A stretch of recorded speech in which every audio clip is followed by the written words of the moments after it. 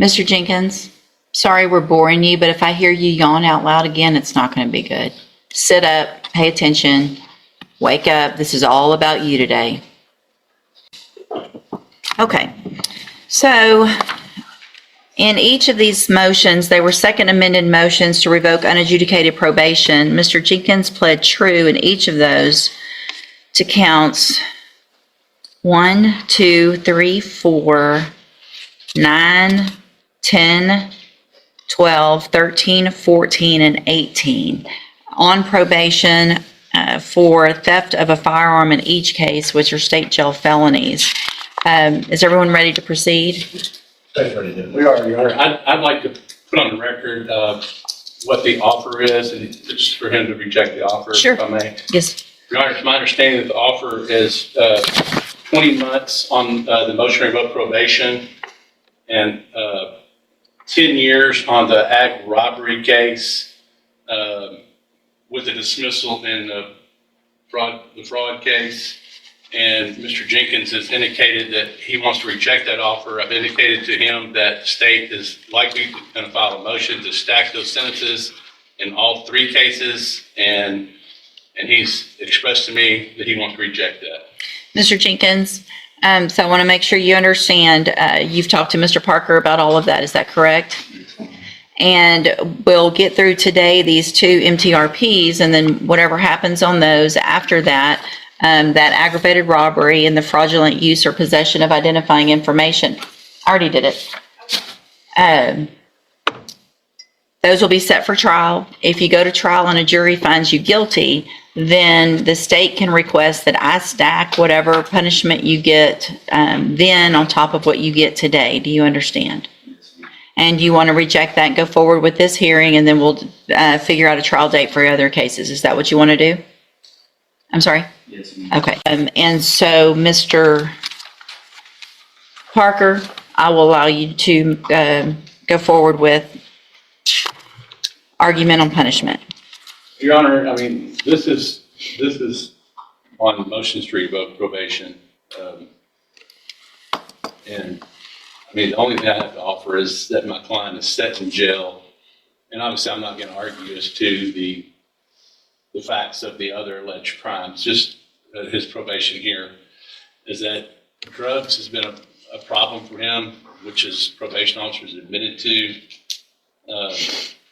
And my client is set in jail for a considerable amount of time, which he's expressed to me, he's expressed to his probation officer. He's realized, I mean, he's been there for several months, and he's learned that the people that he hangs around aren't the right people for him. He wants to do better in life, be there for his family.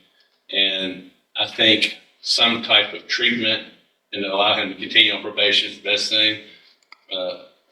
Otherwise, I would just defer to the court their decision. Thank you, Mr. Parker.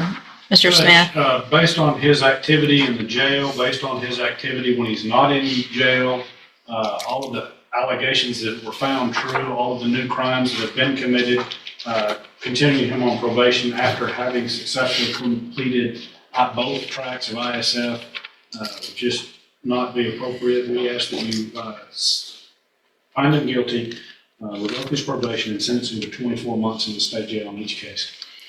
Thank you, Mr. Smith. So, Mr. Jenkins, one of the things that Mr. Parker said, and that a lot of especially younger offenders come in here to say, is that they're hanging around the wrong people, and that's part of the problem. And what I typically see, and more, is that what I think you are as well, is you are the wrong person, right? I mean, nobody's forcing you to do anything, and everybody wants to do this and say that somebody else is at fault for being a complete menace in our community, running around with guns, stealing from people, being part of a group that ends up shooting someone, that terrorizes a family in the middle of the night. You didn't have to be there, so you are the bad person. My only regret here truly is that I only have 2 years to give you, and that's not going to keep you off our streets long enough. It's ridiculous that you were given the opportunities that you were given when you got this probation. And I know what I said to you because I say it to everyone, especially you young ones. I'm sending you to ISF so that you can learn how to get out and be successful on probation. And you got out and you just running around with stealing and guns and shooting and all the bad things like you're living in the Wild West. In cause number 22-39541, I'm going to find, again, that you entered your pleas of true to counts 1, 2, 3, 4, 9, 10, 12, 13, 14, and 18 freely and voluntarily. In addition, in cause number 22-39210, find that you entered those same pleas of true freely and voluntarily. In each of those cases, also make the findings that counts 5, 6, 7, 11, 15, 16, 19, and 20 are true. Find sufficient evidence at this time to find you guilty, and in cause number 22-39541, find you guilty of theft of a firearm. Sentence you to a term of 24 months in the state jail prison. You do receive credit on that sentence for any time that you've been in custody that the law gives you the right to receive. Cause number 22-39210. Find sufficient evidence to find you guilty, and at this time find you guilty of theft of a firearm. Sentence you to a term of 24 months in the state jail prison. You will also receive credit on that sentence for any time that you've been in custody that the law gives you the right to receive. Give me just a second. I need a certification. Thanks. I'm going to hand you in just a minute. You'll need to sign it, and then I'll give you a copy of a document called your Certification of Right to Appeal. You do have some rights to appeal this decision and these findings today. You can talk to Mr. Parker about that. I'm also going to hand you a written admonishment regarding your ineligibility to possess a firearm or ammunition. Because of the judgments entered against you, you are ineligible under Texas law to possess a firearm or ammunition. Possession of a firearm or ammunition could lead to charges against you. Firearm is a legal term, and you should read the written admonishment I provide you to see what devices qualify as a firearm.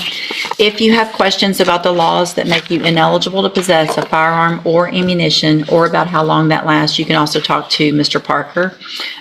What we'll do now is move those to the ag robbery and the new fraudulent use or possession of identifying information. We'll put it on one announcement docket. If it's not worked out at that point, then we'll get those set for trial as quickly as possible.